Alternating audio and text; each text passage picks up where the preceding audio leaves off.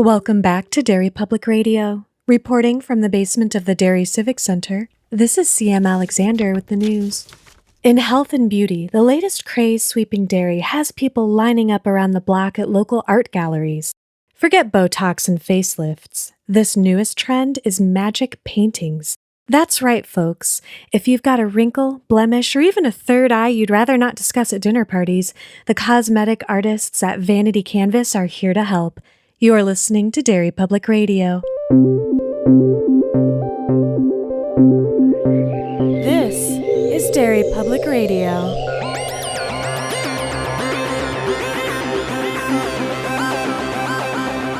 Welcome back to Derry Public Radio, a bi-weekly Stephen King Book Club podcast. I'm one of your hosts, Joshua Kahn, alongside CM Alexander. Hello, everyone. And Benjamin Graham. Hey, Constant Raiders. And today we are continuing our Patreon selection from Jason Keene with Duma, and we are covering through chapter 13 with CM leading our discussion. Spoilers ahead. CM, take it away. All right, last episode, we left Edgar trying to save Tom's life through Pam. She didn't take it very well because she's Pam, but it must have gotten through to her because she does have a conversation with Tom, which doesn't go too great from her perspective. But Tom is alive, so that is a success. And she calls Edgar up later to bitch at him about it.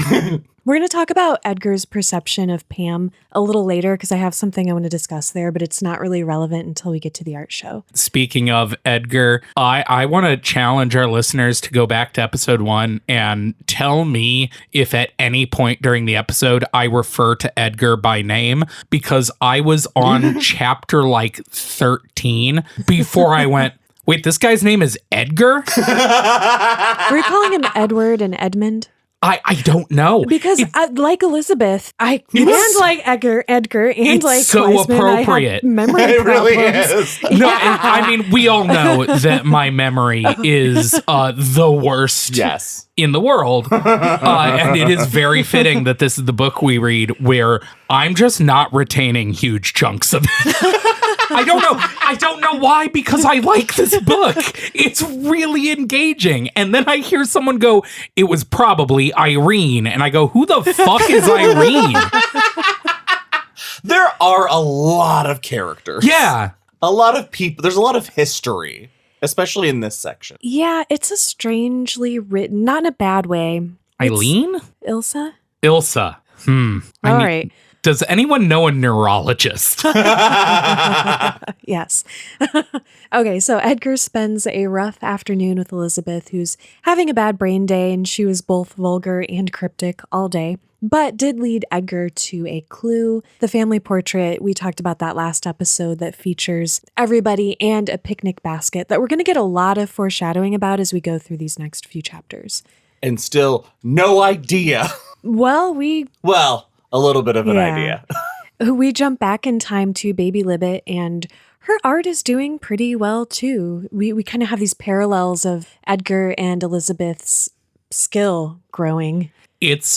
I love that this section is like, oh, she has this amazing artistic ability at a very young age. And I don't know about you two, I just kind of took it at face value. I was like, yeah, okay, so she's good at drawing like a child who would be good at drawing. Right. At the end of this segment, when we see what the drawings are and we learn that it is more than just like a good scribble. She's a witch. She can make a horse smile.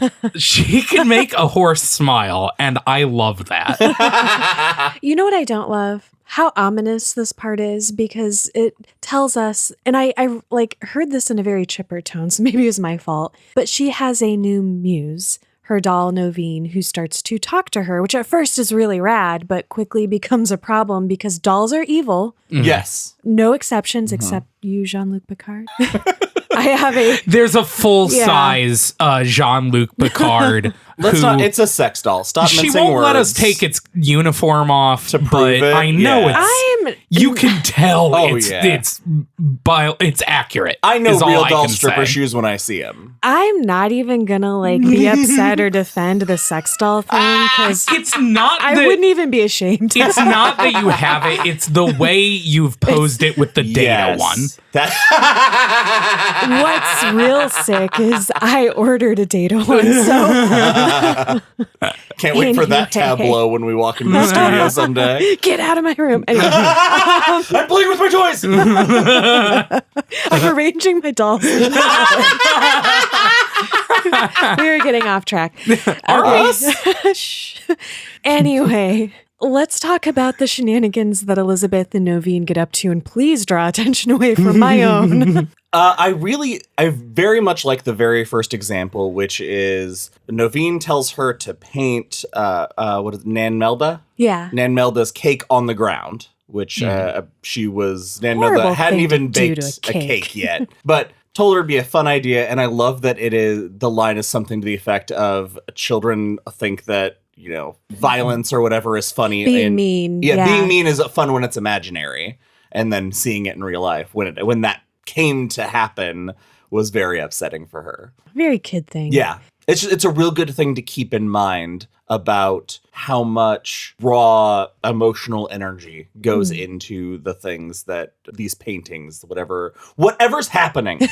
Which we don't. I have no idea. Who knows?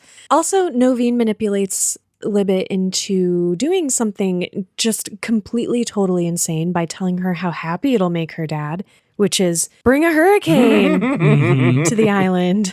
It's her biggest feat so far in the power scaling, which is very important in books like these. Yeah.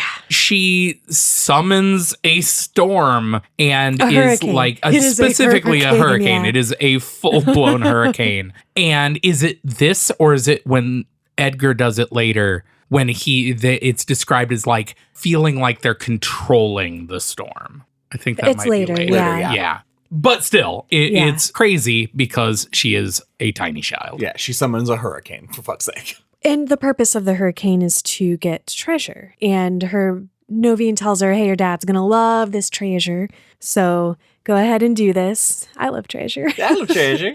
And she calls dibs, though, on a China doll that she's sure her dad is going to find. And I like, too, we get a little bit of Nan Melda telling him, hey, there's some weird shit happening here. Like, when she goes on about something, she's usually right about it. So listen to her. It's the Abra thing. Yeah. We know this kid's weird, right? Yeah. I love how we get this ominous bit with Elizabeth and her art taking that really dark turn, because when we come back to Edgar, after hearing this part, he is compelled to start a new series of paintings called Girl and Ship series. Would one of you like to describe the first piece of art in this series? So the ship has returned to Edgar's art. It hasn't really appeared since Hello, when he first arrived. And it is the boat on the horizon and a rowboat with a little girl that has the yarn hair of Reba, basically. And a dress that Ilsa wore as a child. Is that in the first painting? The tic-tac-toe dress? Yeah. Okay, yep. I don't remember if that was there or later. But yeah, it's hard to dress keep the that painting straight. Because there's so many little differences in each of them. Really, all of the paintings in this book have made me realize something terrible, which is I think I might have aphantasia, or whatever it's called. It's the thing where you can't picture literal pictures in your head. Oh. Because all of these, I cannot picture these them aren't described really at all. These are they described blend together in a in my strange head. way. I don't think it's you. It's because I have trouble too with these, because of all of the things that happen around him painting, which are insane and like supernatural and weird. And so as you're listening to the description of these, you just can't, and I think it's intentional, which is really cool. You just cannot bring to mind a clear image of them. And they compare him to Dali later, so we know that there's surrealism to it. So it is especially hard to imagine a surrealist painting. Yeah. But you look disappointed, so I mean, you can have that thing. We already gave you a hard time about remembering names. We were not going to pile on. Okay, so we're going to get this real dead zone moment with the introduction of a new character whose importance is not at all what I expected, because this doesn't, I don't know why I keep trying to do this. It does not turn into a murder mystery.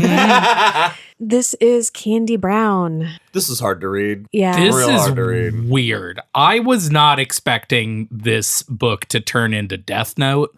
And that is just what this part is. Yeah, it is. It's really I cool. love that. I like that you refer to it as Dead Zone also, though, because it's very much like how we remembering the Frank Dodd being all of it. Yeah, we thought that was going to be more Yeah. And it turns instrumental. out this is just a chapter. An incidental thing that proves that he has some power over this ability. I think it's a terrific example, though, because there has to be Edgar's a pretty responsible guy, all things considered. Mm-hmm. And for what he does later for Wireman to make a risk that big, narratively, he's got to take a bigger swing somewhere else first.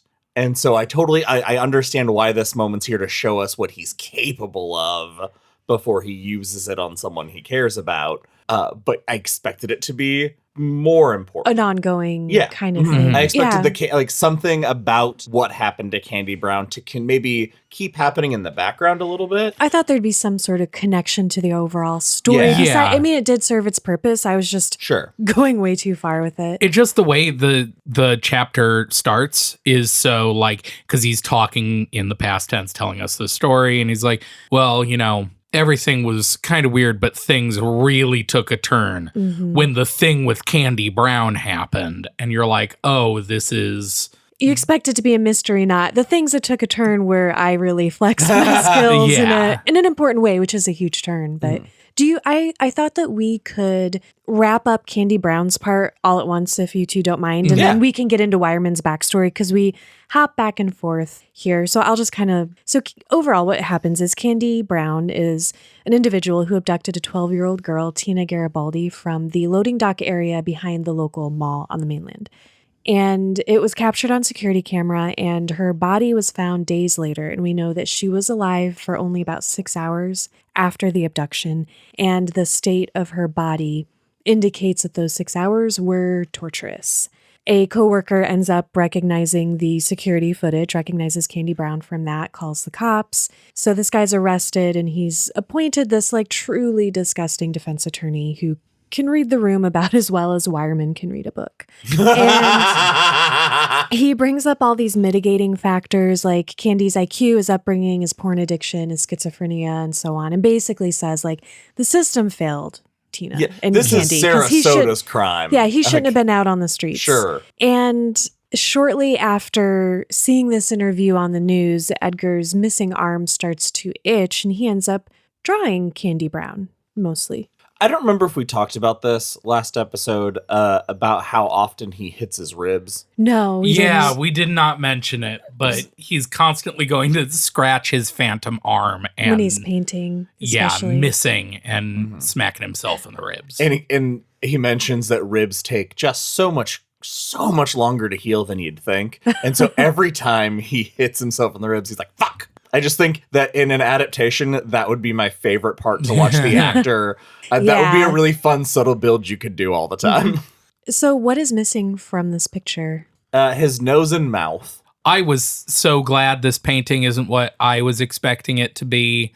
I was expecting this to be gruesome. A scene. Yeah, exactly. I don't know if it was going to be like him painting, because they build up how horrible this girl's death must have been. And I was just like, please don't tell me anymore. Yeah. I don't want to know any more details. Yeah. But then the reveal of he just removed his breathing holes, and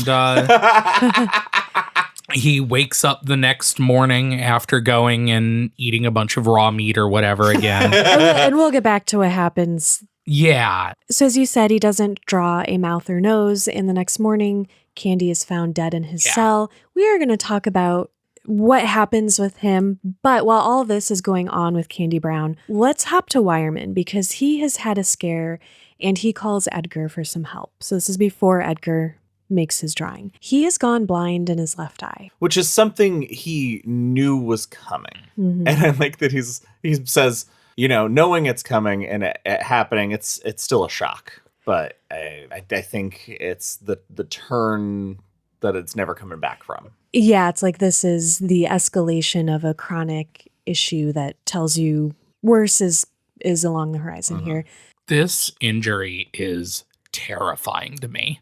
Yeah. Brain injuries at all are one of the scariest things in the world, are the fact that all that we are is a couple pound blob of pudding with electricity shooting through it squishy is meat sacks. absolutely the scariest thing. We learn that the thing that Wireman has been putting off telling Edgar is that he survived a suicide attempt. He had a wife and a child who he loved very much. He was a successful lawyer, good at his job. Can I interrupt part of the story? My favorite fucking thing is when he's talking about Julia and he says, "Should I tell you how much I loved her, Edgar?" And he says, "Nope, I hear it every time you say her voice." And it's such a beautiful line. He compares meeting her and having their child to winning the lottery. Yeah, it's so sweet. And in this horrible, tragic turn,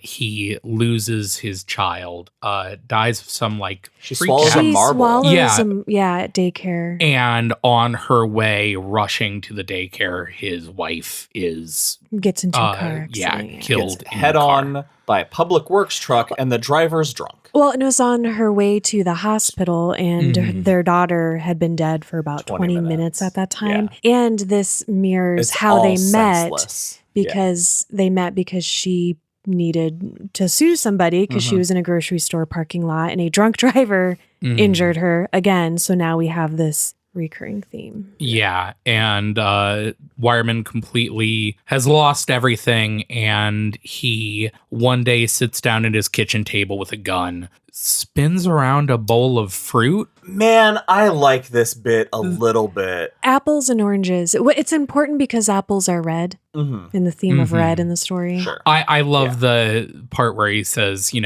I closed my eyes and I spun the bowl and decided I was going to kill myself if I selected. And did I cheat? Apple. No, I didn't look. Did I know where the apple was going to be? Did I memorize the topography of the fruit in the bowl? But he shoots himself in the head and then wakes up a few hours later and goes, "This is the scariest thing in the world. I hate it. I'm not happy about it." But you know how when you've been on the internet for 20 years, you see some stuff? Yeah. There's this video and a story of a guy who his wife got murdered and he's being interrogated. And he's like really sluggish and like confused. And the cops interrogate him for like 12 hours or something because they're like, this guy shot his wife and now he's crazy or whatever. Ends up what happened. Someone broke into their house, shot both of them in the head, and he just got up and couldn't remember anything because he got shot in the head. So that's kind of like what happens with Wireman. Yeah, because he gets up, he walks around his house, he goes to work for the next 3 days, doesn't sleep. I love this part because he's having these weird, you can tell the wires are not connecting the right way. And just the way the weird things he says that are kind of like non sequiturs, it's like strange poetry. Yeah, because he says it because everything, it's Wireman, so everything comes out with full confidence. Yeah. I love Edgar's trying to compare and contrast his accident to Wireman's. And he said, "Were you angry?" And he said, "Fuck no, I wasn't. I was joyous. I was happier and more content than I'd ever been." Yeah. I'm like, that's it contrasts their characters. I love that. Yeah, it's really cool. Something they do have in common with their energy, though, besides the whole overall thing of you have these special people sort of being drawn to Duma that appear to perhaps have, let's just call it a little bit of the shine. Because we get a strange radio or weird radio reference, which I think that was nice. In The Shining as well. I think that's what that was from. But they're talking about, he's like, everything kind of is in this red haze when I woke up from the floor. And at first I thought, oh, this is purgatory. It's just going to be everything in red forever. And he tells Edgar that he can sense sometimes a sort of basically a red aura around him. And Edgar's like, yeah, that's I get angry when I can't remember a word. And I see that red as well. So interesting. It's my mnemonic. I love what he says, something to the effect of it stained his psychic clothes. Something like that. It just occurred to me right now that this book is, I feel like, King successfully trying to do what Dreamcatcher was, which is him dealing with the aftermath of his accident. Gotcha. Because, like, all of the special people drawn to the island have had these horrible, traumatic accidents. And this is better than Dreamcatcher. So, substantially. King writes an accident Sure. real well. Yeah, he does. So Wireman ends this time in his life by attacking his boss, and everybody storms in and tries to help, and he has a seizure. And so we find out that Edgar gets his story after taking Wireman to the hospital, because Elizabeth overhears a conversation that he's having with Edgar on the phone and makes him go. And so Jack comes to help watch her while they're away. And Edgar thought it was interesting that they didn't take him back to the MRI machine. They took him to the X-ray room, even though they have this like world-renowned neurologist coming in to look at it too. And we find out that the reason he's in the X-ray room and he still has this bullet in his brain is because the worst part. There's nothing they can do. They cannot remove it. It's too far in, but it's moving because your brain's tissue. Soft. Yeah. And so that's why he's now having worse and worse symptoms. I hate this. Yeah, I hate it so much. Nightmare. Like, imagining that is you to be like, you were suicidally depressed and you did this, and congratulations, you survived. Also, you have a ticking time bomb in your head and you can die horribly at any second. No thanks. I like that after all this time, Wireman has come around to that. He says something in this section also about, when I think back about that man, my other life, I have to remind myself to forgive him. That man was so hurt he couldn't see left or right. He couldn't understand what he was doing, and I thought that was a really good cap to put on that. Well, it's awesome because Wireman is he's awesome amazing character. He He's and he doesn't the Buddha, and I love him. He doesn't have he has regret, but I like too that he's like, I've found purpose in my new life, like taking care of Elizabeth, being on Duma Key. He's content in his life. He just had to find the right way to atone. Yeah. I like, too, the scene we get when Edgar drops him off, because it's Elizabeth. That's so fucking sweet. Because we didn't really talk about it, but Elizabeth has been declining, and we're going to talk about it more. She's been having more bad days, and it is an effort for her to come out to the car to meet him, and when they pull up, she's waiting there. And Jack tries to help her, like try to keep her in the chair, and she's fighting him off. And so he eventually helps her stand and walk over. And I love that it is this frail, big-tittied old woman and this lumbering, hairy bear man. And the way it describes him, because he towers over her when he stands. And as he walks towards her, like the way he slumps smaller. And he crumples into her hefty like bosom, a child, and it just holds him there. Their relationship is so fucking good. It is. You see the love every single time the two characters interact. Before Edgar leaves them to their moment, Elizabeth has a message for him, and she asks him if he felt that the water was running faster. And he's confused, but he kind of does, even though he doesn't know what it means. So he's like, yeah, Elizabeth, I do. I love to think that he responded with that level of enthusiasm. Yeah! See you guys tomorrow.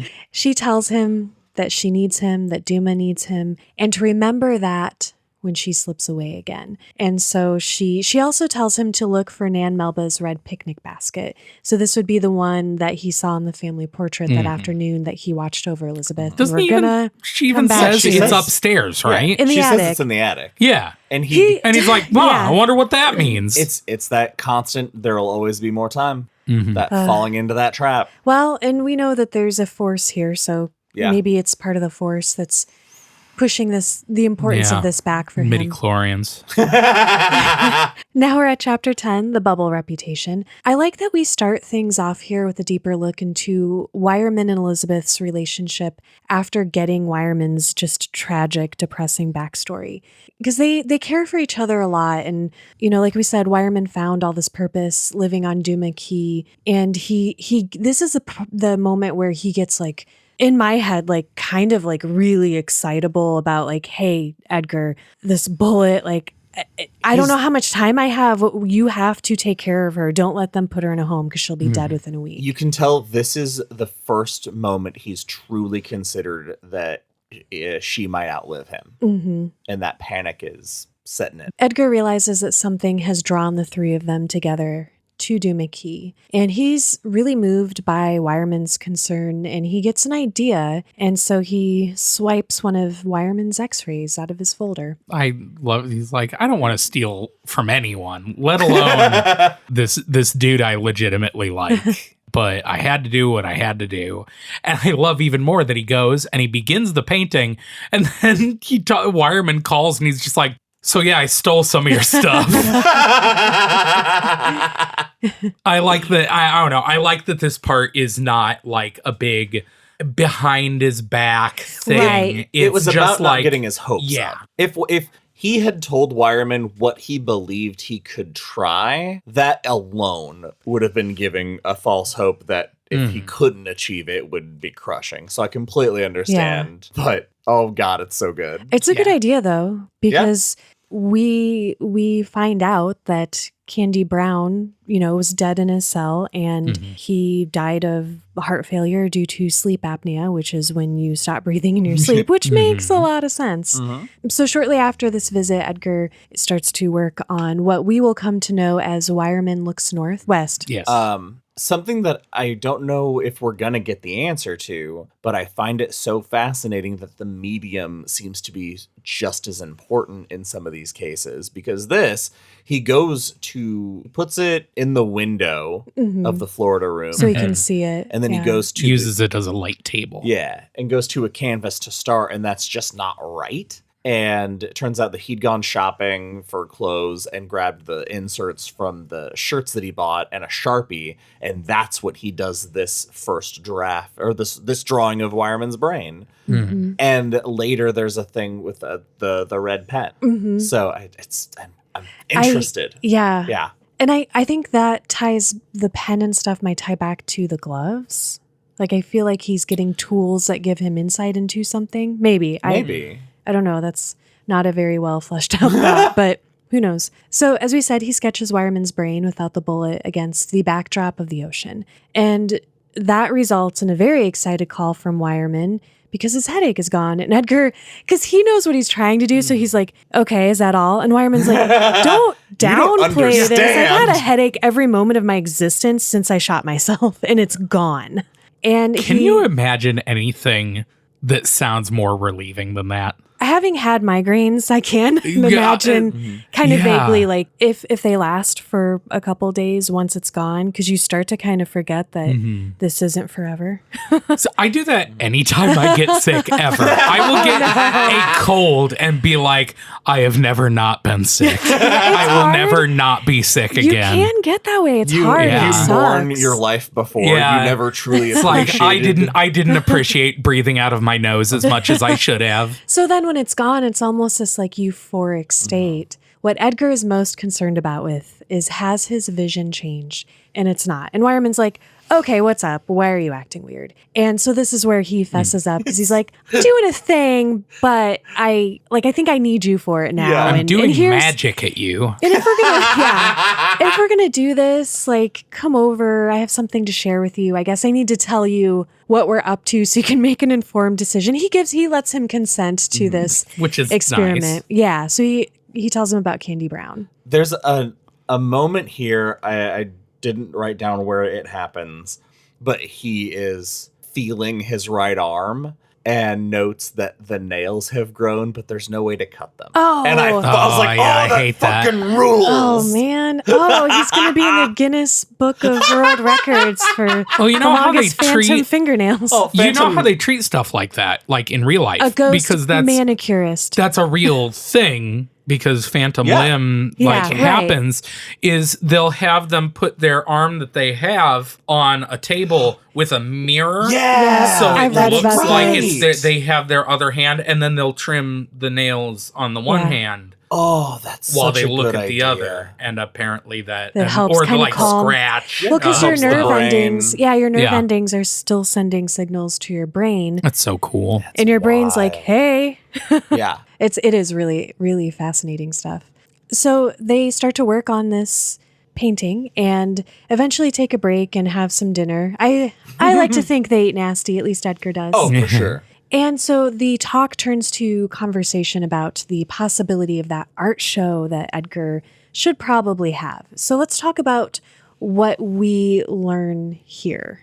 Edgar is he has not done anything. He hasn't made a move on any of it since, because he went to the gallery to have that first conversation and then has just kind of fucked off since.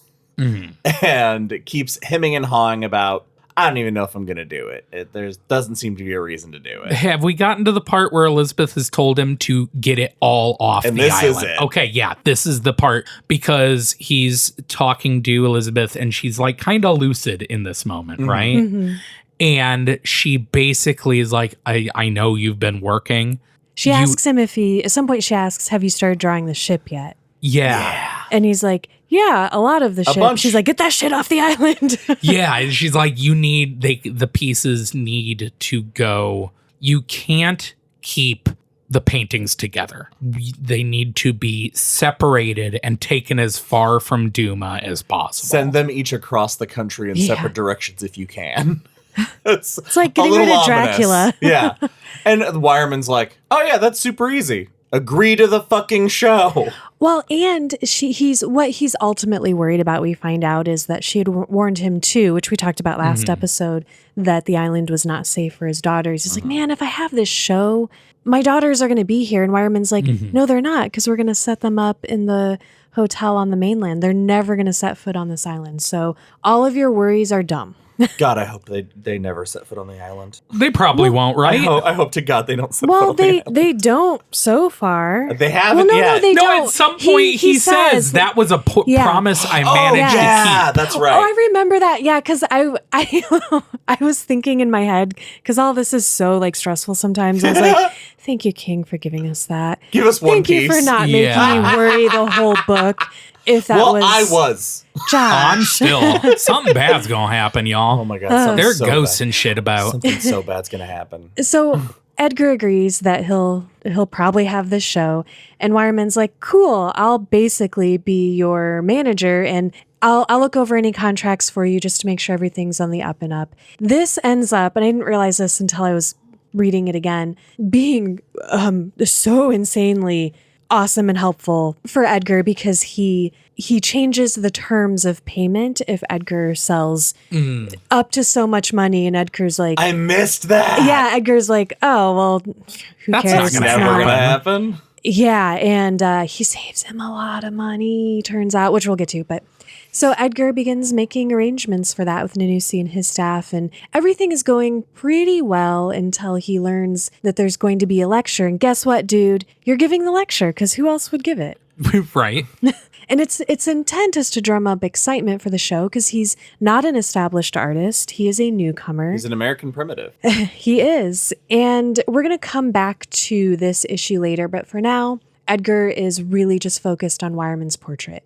And he ends up painting all night during a thunderstorm with the lights off, which, okay, if you walked into a room with a one-armed man frantically painting some fucked up shit in the dark during a storm, you would like immediately turn around, right? Isn't he also? Unless he was hot. Is this Maybe the point? This is a good. We haven't discussed this. Is Edgar hot? Yeah. No. Do we know? Yeah, of No, course Edgar's he is. not hot. I think he is. I think he's got to be hot, yeah, right? he's hot. All right, He's like I'm outvoted. an older artist dude. I don't know if that.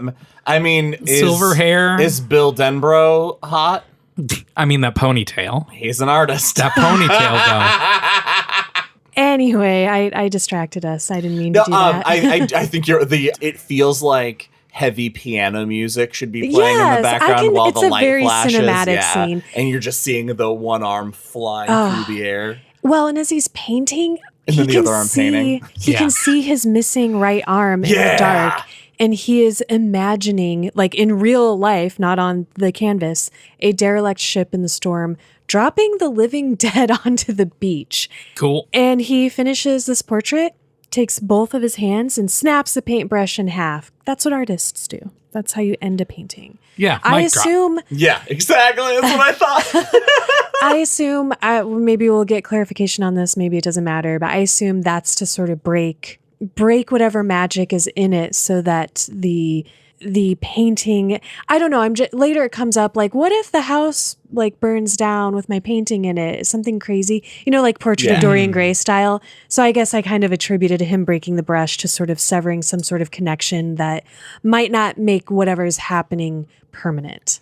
I took the breaking of the paintbrush as stopping whatever's pouring out of it from reaching the canvas anymore. Oh, see, I assumed he was done with it. So see, I feel like it's done. There's a point where it's done, and then it wants more. Oh, so he's like, no, it's done. Before this could have been the last one if he kept painting, but he managed to rein it in. I like both of those. Theory to choose from. I just interpreted it as like a cool thing to do when you're done with a painting. If you've ever bought paint supplies, it's not, because it's just expensive. I keep going back to like the very first line of the book, which is the line about putting a black line on a piece of white paper is a portal for darkness to pour through. And so that deep pull, man, like the first line of the book. It has not left in my head. Wow, like just this the feeling that gave me has just been a worm in my brain. That. So Edgar goes downstairs to presumably eat nasty, but on the way he sees something horribly frightening. Twins. Like The Shining. Twins. I am seeing a lot of Shining parallels here. There's definitely some Shining here. Yeah, Laura and Tessie, they clearly dead, clearly having drowned. They start walking up the stairs holding hands, and Edgar faints. And I bet you, though, if they'd made it up the stairs and walked in to see him painting the way he was painting, they'd be like, hey, you want to haunt somebody else? Yeah, let's get out of here. They turn around and walk back out. When he wakes up in the morning, it was like, This that wasn't real. No. Couldn't have been real. Nope. And then goes to the bottom of the stairs and his door is open and sand and we water have to talk about how he wakes up, though, because it is such a disorienting, horrible feel. Like, this struck me, this part of the book got to me the most of all of it so far. I don't know why. It feels like a dream, the way he describes waking up, because the phone is ringing. So he faints. He wakes up the next morning, the phone's ringing, and he's reaching for his nightstand and hits like the wall. And then he's like, I'm not laying on a bed. And that's when his eyes fly open, because all of a sudden everything comes back to him. Because it says that he faints, but then we're waking up with him. So he faints and then presumably just passes out and goes to sleep for hours. Exhaustion. And so to have fainted during something really, it's like my worst fear if monsters, are real and I ever encounter one. I would get so scared that instead of being able to live, I would just faint and die. Like, it would kill me because I'd just be out. And so his eyes fly open because he's like, oh shit, dead twin girl's gonna kill me. And yeah, like you said, Ben, he sees the evidence of them having been there. But the door, the storm blew the door open. So maybe the water and sand he sees is makes sense why it's on the stairs. I love this shit in ghost stories and stuff when it's like, when it goes so far into the like, what's real? What really happened? You don't know. It's so that cool. doubt. He calls Wireman back because that's who woke him up with the ringing phone, and finally gets some good news. He can see again. Yeah. Not totally. It's not like perfect, right? Right. But it's back. It's humming along. And he's terrified to go to sleep in case it goes away again. The so tremor in his voice when he asks, basically, if there's a chance it'll go again. And Edgar, I love this conversation between them because that's a very reasonable question. Edgar's like, I don't know how this works. And it's just so, you kind of feel that tension too. Like, I want Wireman to live for, see, I couldn't be Edgar because I'd have I'd get a bruise or something and I'd be painting myself without the bruise. I would start to try to fix every problem. Yeah. Yeah, I'd do magic at you guys. Aw. Yeah, I'd fix you guys. Aw, thanks. Thank you. You're welcome. So Wait, what exactly? Well, no, you're both Give me a whole list. perfect. Exactly. Give me I just whip out a list. Like, wouldn't that be horrible? You're like, finally, I've been the moment. It's like practically crumbling. It's like had it in my pocket for 6 years. The podcast stops and a narrator comes on. And now the next 10 minutes is dedicated to the crimes of Joshua Kahn. This concludes Derry Public Radio. Oh, like that scene in A Scanner Darkly. I've never seen it. No, it's a crazy movie, y'all. Let's watch it. So we wrap up this chapter with Wireman telling us that Elizabeth had nightmares all night long about the twins. And then we jump back to John, her dad, finding the treasure near what they call Shade Beach, which is going to come back into play a little later. And sure enough, the doll that Libet called dibs on is there. And this becomes a doll that Edgar wonders if it created the big boy that killed the twins, which we don't know anything about that yet. What the entire fuck? Yeah. What the entire fuck? He also wonders how much control Elizabeth had over those circumstances at that point. So we will get to this, I promise, but not here. I love moments like this in books where it's like, what? The how to draw a picture chapters they're have so been good. so fun. Yeah. It's right up there with I'm going to praise a book I rarely do, Salem's Lot. It's the chapters that are the lot. Yeah. It's they make the book something else. I the love it. pacing of this book, the how to draw pictures, I think, are really incredibly paced to where it is doling out little bits of information that have no context until about this point where we're like, finally, things are starting to slot together. It's really cool. They're like the paintings. They're sort of like this nebulous thing that when they happen, like it doesn't draw me out. And I don't in even sequence, like the paintings seem to be. Yeah. And I think we were talking about this off mic, I think yesterday, but it's when they happen, like I don't always notice right away that we're in how to draw, like we're in the past, because it just flows so naturally. So yeah, I really like that. Okay, next we're at chapter 11, The View from Duma. And Edgar, having brought Wireman up to speed on some more of his spooky experiences, asks him to dig into Elizabeth's family's past some more. And we are going to find out that the house Elizabeth lives in now is not her childhood home.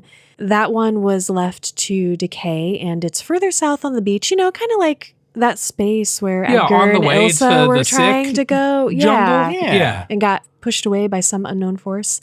During all this, Edgar is procrastinating the art show so hard that things between him and Wireman come to a head in a way that I love. Which one of you wants to take us through this? It's Wireman just fucking snaps on him. He's like, hey, dickhead, what are you doing, man? Like, we got a show to start. And I go and find out that you have done nothing. I talked to a bunch of different people, and your wife doesn't know anything about it. Your daughters have no idea about it. I gave you one job. Well, invite people. Yeah, I love how just like indignant he is. He's so, and it's that thing of, even though he's very obviously super really pissed, it shows their friendship so much because he's like, hey, fucking man, you hired me to do a job and you're not holding up your end of the bargain. After like a few jokes, they're like, okay, and then we were good again. It shows how much they know each other too during this argument, because Wireman is telling him, because Edgar's pushing back. He's like, man, because Edgar's like, listen, they came out, they looked at your paintings. We didn't talk about that, but they loved them. They're really excited. Like you are something special. You're a complete unknown though. And they don't know if you're going to stick to your agreement. They've never worked with you before. You don't have a reputation of like having shows or anything. And when you were working construction, if you hired a contractor who communicated the way you're doing right now, would you want them on your building? No, you wouldn't. And he's like, oh yeah. All right. Yeah, because Edgar's like, nobody's going to be out money. I can pay for that. He's like, can you pay for the trust that they put into you? Because they're this they're not a huge operation. They have a lot of money. He's having a show in the prime, like springtime. Yeah. Their prime showtime. And people would beg for this spot. And so they're not, if he bails on this, they don't have a show to pull in the income that keeps their business open. So he's fucking with a lot of lives. He doesn't realize that. Wireman knows him well enough to put that into terms of his experience with the construction. And then he's also like, I know I'm putting our friendship on the line, but so Pam and I worked up these invitations. Here's an invitation to your own event. And I love too, he confronts him about Pam, which this becomes interesting at the show. I still want to save it for that. But he's like, yeah, I called up your wife, and the first thing I find out is that she still cares about you. In fact, she wants to tell you that. She wants to check in on you, but she's afraid you're going to blow her off. And Edgar's jaw drops. I love this. I love how fully rounded Edgar and Wireman are as characters. These are some of the most fully realized people I feel like we have read in any of our books. They're awesome. I also love, like, we find out here Wireman gets to the truth of the matter because Edgar is finally like, this is a supernatural. My talent, my technique is supernatural. What am I going to tell people? And Wireman's like, you're an artist. Tell them it's supernatural. They're gonna love that shit, you moron. As soon as he said that, I was like, that's fucking brilliant. Because of course that's what he would be worried about. And that's why he's been dragging his feet ultimately. So I love too, like he finally is like, okay, I'm going to take my head out of my ass. Like, yeah, you're right. I get it. This all makes sense. And he calls the gallery and he can finally hear, he's like, are they always this cautious sounding when I call them? Because he's just been blowing them off. So he starts to make arrangements. Names the show. Yeah, it's so cool.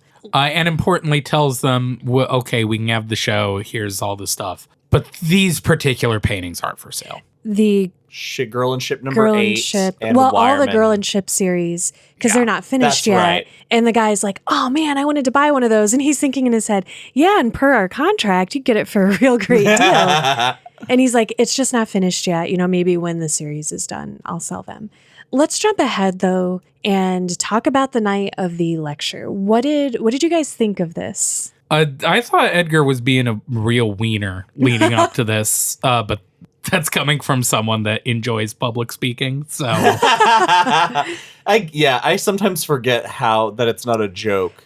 How crippling it is for some people, because I can do it. Oh, should I be the one to explain this then? Because I sweat thinking about.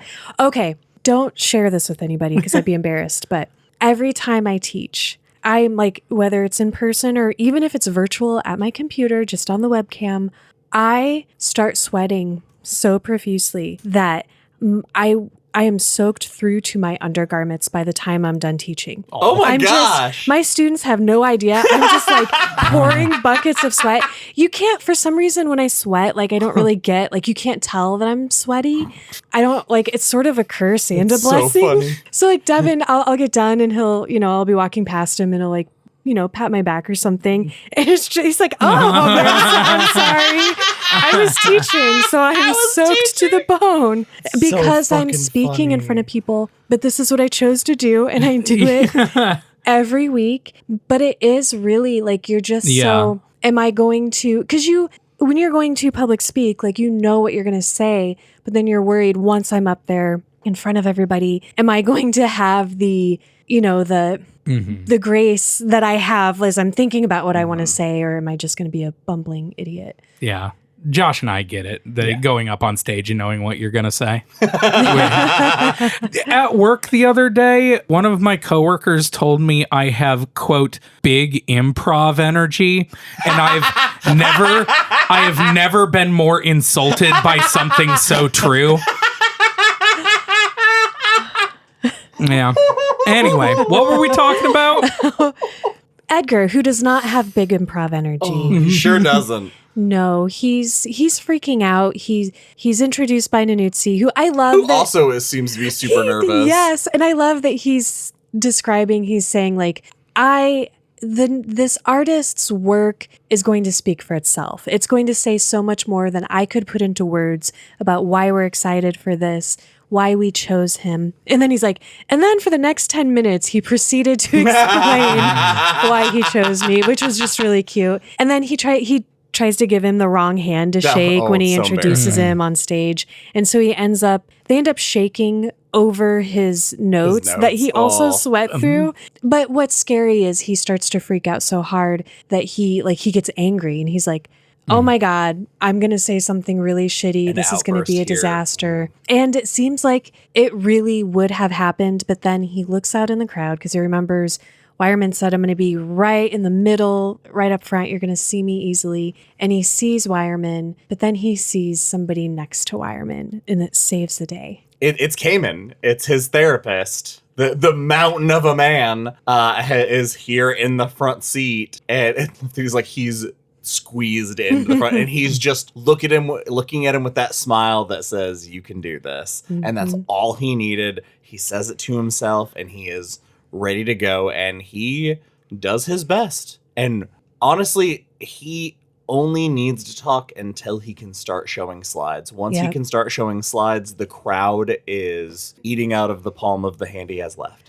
And we don't have to talk about what his speech is, but I just love that it's all of these elements of things in his new life, lessons that he's learned, like from Wireman, his sayings and things that Mary has said to him. And he just pulls it together in a really thoughtful and beautiful way. After the lecture, when everybody's sort of milling about, he gets a gift. Let's talk about the gift. I've never been handed what looks like a child's coffin in public, but I'd like to imagine if I did, I'd scream. Edgar doesn't. Because Edgar knows exactly what it is. He wants to scream. But he's very polite and does not. It's a twin of Reba. From Cayman. From Cayman. It was his daughter's idea. Ilsa, the daughter who was on the island. So he's like, oh, of course it was her, because the island has influenced her. Okay. It's just an intuition he has. Yeah. Like, we don't get any more of it, but it's... I mean, I get it. I've seen Lost. He basically says something like, these dolls will never be in the same room. Or something like that. He just has a very strong feeling about having two of them now. And this is the point where we learn, because he says, why am I being haunted by twins? Mm-hmm. And he thinks about his daughters and how they will never be on the island at the same time. And that is a promise I was able to keep. Yep. Whatever that means. So comforting. Yeah, right. We're going to jump ahead a bit from this night. Edgar has continued his work on the Girl and Ship series, which will be the main attraction for the show, as we said. And speaking of ship, am I the only one shipping Edgar and Mary just a little bit? I couldn't help it. Mary's too sloppy. The timing is not right, and she even says, 20 years ago, possibly even 10, I would have tried to get you in bed instead of getting drunk all over you. No, 5 years ago, she would have done it. You know what? I say, Mary, shoot your shot. Yeah, Mary has such a kingdom in this scene. Oh, she's the art critic, just in case anybody doesn't remember. Right, yeah. She interviews any local big shot artists. They basically said she's the tastemaker. Mm-hmm. Yeah. And if in the movie she was played by anyone other than Mary Steenburgen, I riot.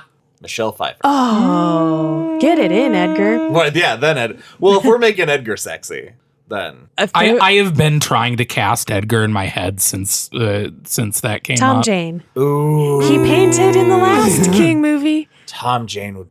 I keep thinking of, for some reason, the only name that is coming to mind is Pierce Brosnan. Oh. Like modern day Pierce Brosnan. Yeah. He'd be a good Wireman, maybe. But wasn't he also Wireman's black? Wireman's black? I also thought Wireman was black. Is Wireman not black? It never says. Oh.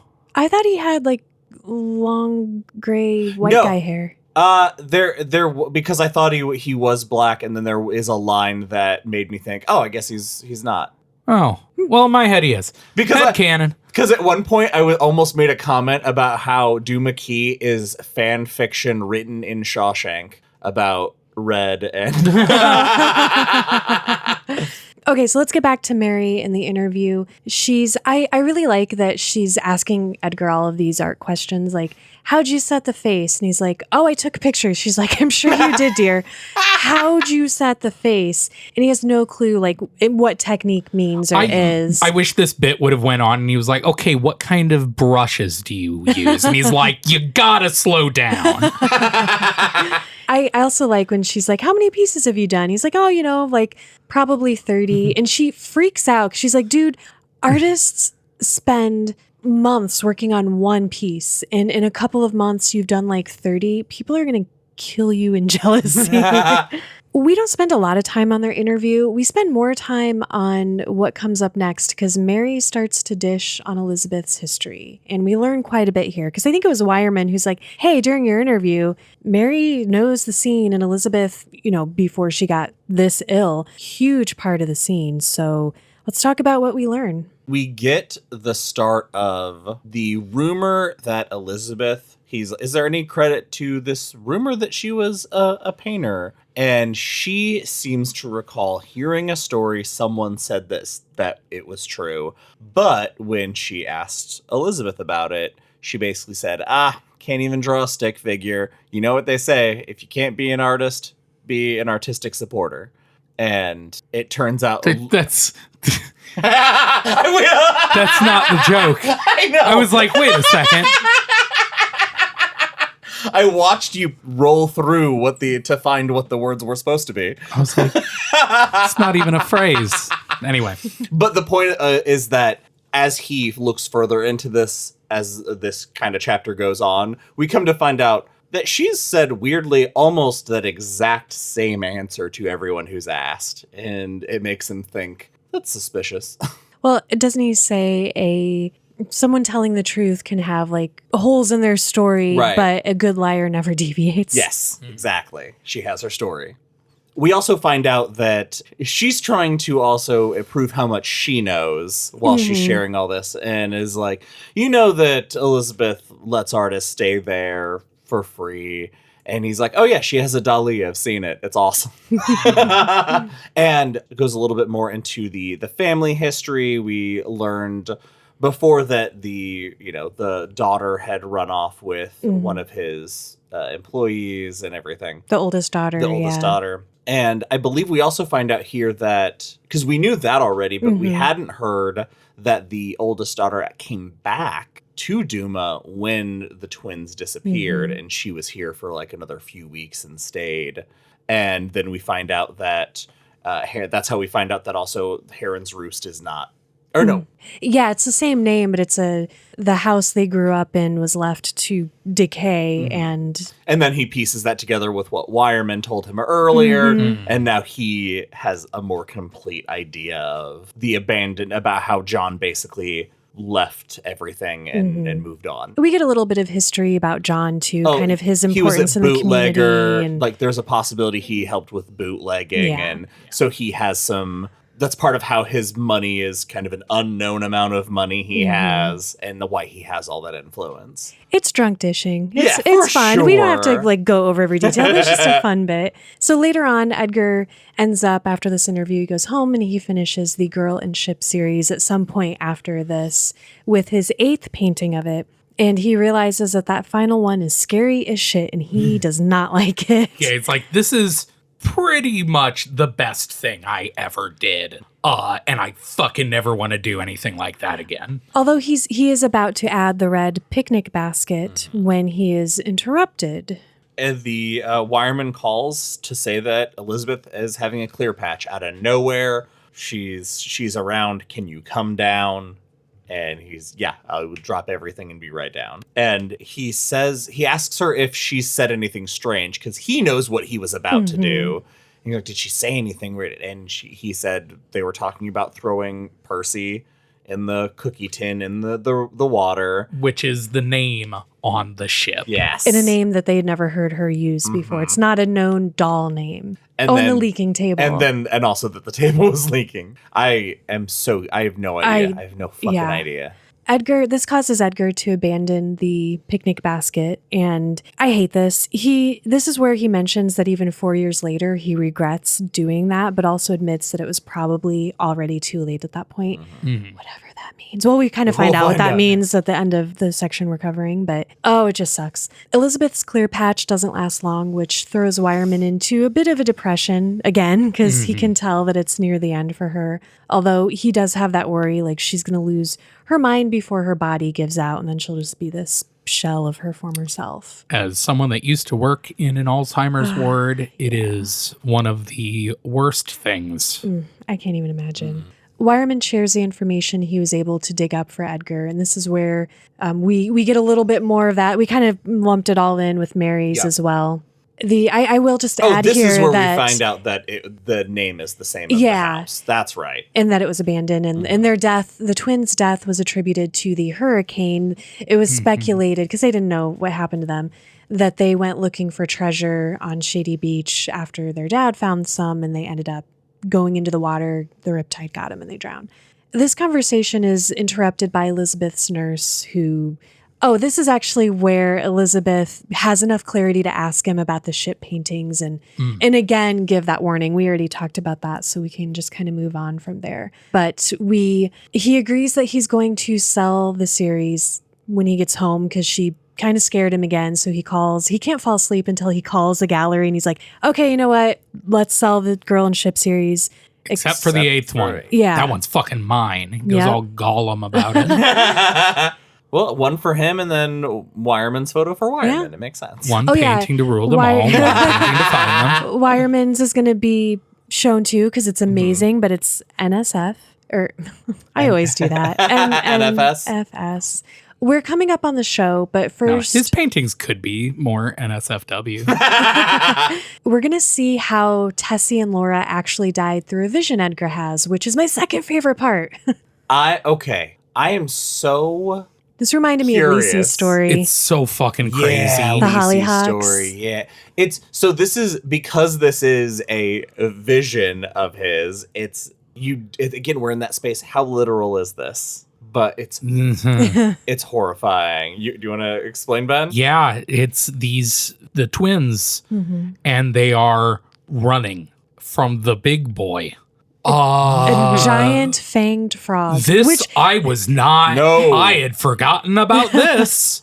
What it is, a giant fanged frog, like one of the monsters Libet draws sometimes. It's so big that when it hits the earth shakes. Crazy.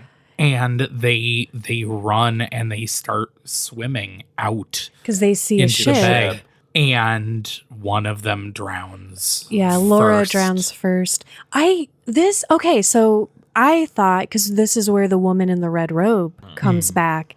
It is not the person that I thought it was, the girl that Carson was going to cheat with. We talked about that in the first episode. Yeah, because as Tessie is swimming, she's still swimming after Laura has drowned, and she's getting close enough to the ship now that she thinks, okay, they can see me, I'm going to be rescued. And all of a sudden the ship turns to the derelict ship instead, like it transforms. And a figure in a red robe steps onto the deck to watch her as she feels her sister pull her under. When the lady in the red robe waves to her, and it's like, see you soon. We don't know. We have no idea. Guess. Yeah. It's just an insane thing that happens. Okay, we are at chapter 13, the show. It opens sad as hell, though. This book is making me sad. All the regret and loss that we keep getting, like these themes. We haven't really talked about it in terms of themes, but the themes are amazing. We're reminded here that we are getting this story from Edgar 4 years after the events, which I keep forgetting. Yes, me too. He is reflecting on how this show was the last good thing that happened to him. And he hopes that doesn't hold true for the rest of his life. Like, I hope there's something in my future that is the last good thing and this wasn't it. But so far, this is the best moment he's had, which is interesting too, because it goes back to themes of, Wireman saying, like, I have found purpose now. And, at some point they have a conversation about Edgar's gift, I guess, or powers. And he's asked a lot, like, would you change anything? Which is an insanely complicated question, because his life was basically like one life ended and now he has this new life. And like, great that you can have a fulfilling new life, but like the complication of what he lost to get it is really fascinating. I think it's during that interview when he says that he did 30 paintings and she's like, maybe I should find a crane to back over me, and he just goes, Ooh. don't. You don't want that. You know, and that's sort of a flippant thing that people say all the time. It happens to him several times. People. That's how I feel about getting that question of if you could go back. Yeah, it kind of sucks. She didn't mean it shitty, but sure. But she was hammered. Oh yeah. So we were at the show. All of Edgar's friends, family, people, you know, that he used to work with that are still running things and are there kind of thinking like, oh, maybe we can talk him into coming back. And then they see this work and they're like, fuck that. Everybody we've even like kind of heard about from The Office, which I think is so cool because it gave me that moment of, oh, I remember that guy being mentioned. Well, this kind of goes with the surprise of Wireman going, hey, I found out your wife likes you. Yes, this is where it makes I wanted... you go, oh yeah, he has this whole life back in Michigan or wherever he's from. How much does he not remember? Well, okay. Because his life in Duma is so separate. It's like how much of that past life. This is where I wanted to talk about Edgar and Pam's relationship, because we skipped over this because there's so much to talk about. Like we can't talk about every moment, even though I want to. But he calls Pam to thank her, and just the conversation they have is so much different than the other one. It starts off the same because you can hear the trepidation in her voice, and then when he's like, I thank you for this. And he says something, you know, meaningful, like basically like you did exactly what I needed. And she's like, I can't remember the last time you apologized to me. And he immediately thinks, did I apologize? Well, who cares? Whatever. He's like, well, I'm sorry about that too then. And here and then with his other daughter, the one who's not his favorite, Melinda, we get him reflecting on a reaction they both have that is very excited. And he thinks to himself, like kind of like Pam saying, I can't remember the last time you apologized to me. He's like, I can't remember the last time I heard/saw that excitement. Like I made my daughter look that happy, or I made Pam look that excited. Like it. So it kind of goes back to what we talked about in the first episode, I think, when Pam, like from Edgar's perspective, which is what we have, she seemed like kind of a bitch in a lot of their conversation and how she was dealing with him. But then when you get this piece of him reflecting like, wow, how long has it been since I made my wife happy? Like this accident was a small part of their marriage. So it gives you more insight. Yes. Pam is different than the Pam we've gotten on the phone when we're here in person with her. It's such an interesting way of making him kind of an unreliable narrator, because with his like emotion problems in his brain damage and stemming from his brain damage, as the story has gone, as he's kind of healing, we get a more balance. Like he's also healing emotionally and you know, kind of reconnecting. It's really cool. It is really cool. This night is the best night of both his lives. Yeah, because his old life is there too. No, I like that. Oh, we also didn't mention he had called Melinda and her French boyfriend answered the phone. And he makes a joke about a beret. So they ask him the size of his head. Yeah. So they give him a gift. I loved it. When they get there. And it's much better than the doll gift. I like that they're suddenly,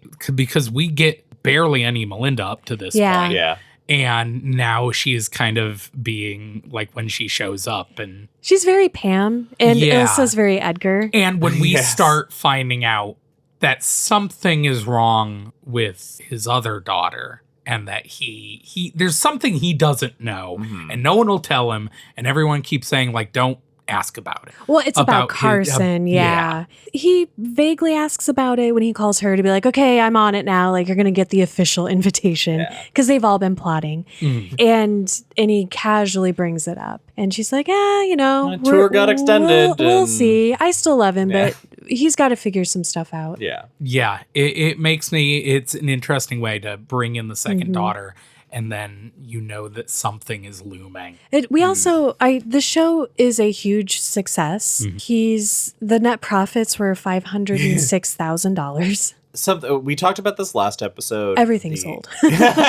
Everything sold. It was the comments of this book being meandery. And on the one hand, sometimes I do get it, but I couldn't spend enough time at the show. Yeah. Every little conversation, it's not super important, but like he gets pulled into the back at one point and they have a little toast about it. Mm-hmm. He's just kind of being celebrated in all these separate groups. Mm-hmm. And it feels so good being there with him. And everybody's so positive. Yeah. And they're so happy for him. Tom is there. Mm-hmm. I love too, he says, Pam, how does he phrase it? Pam's like very... Basically, she can see through the bullshit, but she is not kind. She has no tact whatsoever, yeah. During this time, Edgar notices that Wireman and Jack aren't there, and they're supposed to be there, so he's kind of freaked out about that, but he's so distracted. I love, too, when they take him in back, and he's like, can I toast later with you guys? Because I really want to get back to my family. And they're like, you don't understand. Everything sold. Like, we all need to celebrate a minute. Yeah. This does not happen. This is unprecedented. And he has so many paintings, too, which we established with the Mary interview. So he sold 29 paintings because he's saving number 8.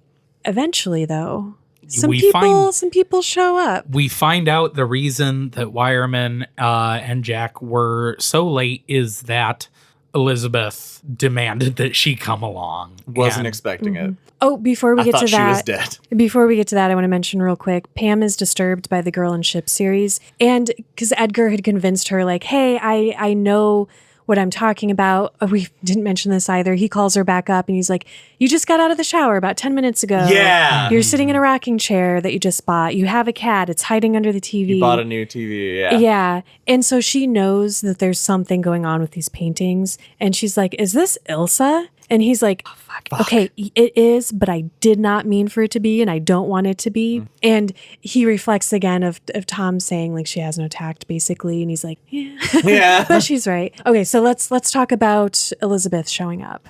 It's immediately clear this is going to end tragically. Yeah. Yeah. It's a record scratch moment because we've established so many times that Elizabeth was a beacon of this community. And so the moment people catch sight of her, the reason that Edgar and his family know is because a crowd has amassed and she's, put together. Wireman's pushing her in her wheelchair. She gets a little champagne and she smokes a cigarette. Which Melinda bitches about. Yeah. And Edgar gets to take her on the tour himself. I do believe this is the point where she's like, let Edgar push me. And I was like, who's Edgar? Melinda just mentions that as he pushes her, every once in a while, Ilse straightens it out. She's helping. I love that. Elizabeth asks Edgar, though, to save the ship paintings for last because she's like, I'm going to need a drink after I see them. Actually, she's going to need to die after she sees them. But that was really flippant, and I love her. I didn't mean it to be. It's just, that's what happens. Fucking get her. She does make a comment that's like, I will have plenty of time to rest soon. I want to see more art. I like the conversation that they have about number 8, though. Because it's her sister. He was wondering who... Oh, no, it's not 8. It is. No, her sister's not in 8. Her sister's in, like, No, 6. they are. Oh, well, yeah, they are. That's true. Because there was one girl in the series he didn't know who it was, and it's, like, 5 or 6. And she points out that like that's my sister. Addie's in the rowboat. Addie's in the rowboat. Yeah, that one was sold. The 8th one was not. Sorry. And then when they're looking at the 8th, she says, "How many of the things on the ship do you recognize?" And he mentions a couple that he kind of has an inference where they came from, and she's like, "That's my sister's rocking horse." The wreath around it that you painted was around it when my dad threw it in the ocean at their memorial. There's a mirror that was someone's, and then in the water you can see the faces, ghostly faces, which and I think not everyone. Pam recognizes it, but Elizabeth. And I think does Ilse see one of the daughters, Ilse probably sees Ilsa. It. Yeah. Elizabeth starts to get pissed here though, because she's like, "Hey, buddy." She notices that this one painting out of all of them does not have a thing indicating that it has been sold, and she flips out on him. And she's like, what Why isn't it sold? What are you going to do with this painting? You're going to take it back to Duma? Don't fucking take it back to Duma, you idiot. Don't keep it. Yeah, like she's adamant. This has to go anywhere else. What are you going to do? Take it back to Duma where you have the next one? And he's like, I haven't started the next one. And he goes, or has he? Sometimes he doesn't remember. And this is one of those moments where he's like questioning those empty spots in his memory. We don't get a lot of those. So I kept forgetting that so much of what he does, there is so much of what he does that he's not aware of. Yeah. So it's like, oh, are we going to find out things that we haven't experienced with him? Well, the horrifying detail that she mentions is the one that he's painting now that he doesn't know if he is. When the rowboat will be empty. Rowboat will be empty. Oh, no. And Percy comes up again. But as soon as that happens, Elizabeth starts to have a seizure. Luckily, her doctor has just arrived to be as angry as everybody thought he would be if he saw that she was out. I do love that everyone's like, if we see her doctor, we got to get her the fuck out of here. Here's the thing. I don't think there's a doctor in the world that would be angry at this. Like, as far along in her dementia as she is in, if she can physically get up, quality over quantity at this point. Like, Exactly. you want her to live longer doing nothing or go to the show that means so much to her. Which is exactly what they say. Like, if everybody's cool about it. This is tragic. It is very sad. But what better way for her to go? Would she rather be at home, laying in bed, or in the place that she helped build, basically? Absolutely. So they basically get her to the hospital. Edgar stays to finish out the show. With everybody's blessing, it's fine. It's fine. And he does skip, though, the celebratory after-show dinner.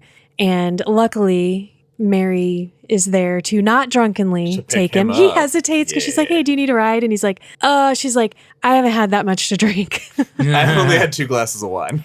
And on the way to the hospital, though, she has something for him in her glove box. Which I thought was going to be his mission check. I thought it was going to be like she grabbed it and whatever, like for him, and then he was going to see how much he made, kind of thing. I thought that was the reveal. Nope. The reveal is an article about a child prodigy painter, and the reason she never uncovered it was because it was printed in a local paper, miles away, wherever she was being treated or something at the time. I don't remember why it was in that other. Mm-hmm. Oh yeah, because they tried to there was some stuff they couldn't find. Yeah, Mary had tried to dig into it to find if there'd been any truth, but she said that she'd never found anything. And with this information, she found the article which we mentioned earlier, the smiling horse. Mm-hmm. At 2 years old, she drew a smiling horse. Sorry, I'm just thinking like, well, you've had a 2-year-old, Josh, and I've worked with them. It's She's just never drawn a insane. horse. Yeah, no, I work with little kids, and I taught a 3-year-old how to draw a smiley face, and that was huge. And it was That's shit. true. Oh, Yeah, he does draw a Mallory. smiley face. I love it. He draws smiley faces with the straight across mouth every time. So every smiley face he draws just looks like so nonplussed. It's great. So Edgar gets to the hospital, and Wireman tells him there were 3 things that Elizabeth said in the ambulance. The table is leaking. Table's leaking. You will want to, but you mustn't. Hate that. And drown her back to sleep. I think I have an idea on what that means, but we'll get to it. So we'll wrap up what happens in the hospital. Edgar shows Wireman the article that Mary gave him, and Wireman's like, oh, that can't be true. This is a hoax or something. And Edgar's like, well, why are you not believing everything? You saw what happened with Candy Brown. Like, there is power here. Oh, before we move on, we forgot one of Elizabeth's final words. When she saw the painting, the first thing she says was, my God, she's gotten so powerful. That's right. Yeah, just The fuck she does says that so mean? much crazy shit. Yeah, there's a lot. While Edgar and Wireman are kind of catching up on what's going on and sort of realizing a trajectory that Elizabeth may have had with her artistic experience that it seems like Edgar is now also having, the doctor comes out to let them know that Elizabeth has passed. I'm sorry, I guess we just took a moment of silence. We did, kind of, yeah. She's a character that we do not get a ton of, but when Elizabeth is Elizabeth, she's amazing. She's great. Edgar leaves and he goes to the hotel where all of his family is staying to see if anybody's still there for the after party. Not to party, that sounds flippant, but just like to catch up with everybody and be sad. And he has a message from Pam. And it says, I know she died. And I love, he's like, and the only other thing that needed to be said was an object in the envelope, and it was a key to her room. So he goes upstairs and he hems and haws. He stands there, and then he finally uses it when he hears somebody coming. The bell rang. Yeah. The elevator goes off. And he's like, I didn't book every room on this floor, but pretty close. Yeah. I love it. Just a very tender moment between Edgar and Pam. Like basically he comes into the room and she's in her pajamas, sexy pajamas, and he can see the tattoo over her breast. And he's like, the tattoo is new, but the boobies I recognize. And it is exactly the romantic. Yeah. King really writes some romance. Yeah, away with words. And I also like that it's just I recognize them. And my pillow talk, you guys. It's on point. And okay, I guess I made it less romantic in my head because I was going to compare it to a previous scene of comfort being given with Wireman and Elizabeth when he just sort of falls into her bosom. Yeah, and they fuck. So that's why I downplayed it. Yeah. So Edgar literally falls into Pam because he hits his bad hip on the table on the way to her because she's sort of like, come here, you. So sexy. I think I should describe all this. That's why your job is describing the sex on the show. Those tits are familiar. She's like, come here, you. And he's like, table. And then falls into her arm. Falls into those tits. That's how you want to embrace. You really need to get a job writing adult literature. You're meant for it. Most people might not know this, but CM had the opportunity to do the audiobook of an erotic novel, and she didn't. And I think we know why now. My eroticism is just too intense for the audio media. So you referenced another scene of giving comfort. A different scene. Comfort. I hardly know furt. Good night, everybody. I'm glad this is just about the end of the episode.